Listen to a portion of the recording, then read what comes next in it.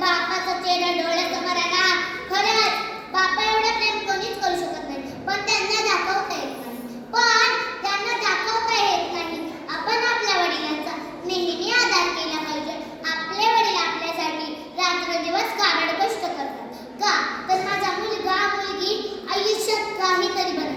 का तर माझा मुलगा मुलगी आयुष्यात काहीतरी बनल. पण आजकालची मुलं सोशल मीडियावर एवढे व्यस्त आहेत की त्यांना आपल्या बापाच्या कष्टाची किंमत नाही. ते आपल्याला कशाची कमी पडू देत. आपण मात्र त्यांचा मान नाही तर अपमान करतो. आपले वडील आपल्याला लहानाचं मोठं करतात आणि आपण त्यांना वृद्धाश्रमात घालतो. काही आपली संस्कृती आहे का? त्याच्यामुळे आपण हे जॉब करतो. आपला बाप जरी गरीब असला ना तरी काही हरकत नाही, पण प्रत्येक मुला मुलीने कसं वागलं पाहिजे. आपला बाप जर चार चौकातून चालला असेल तर त्याची मान खाली नाही गेली पाहिजे.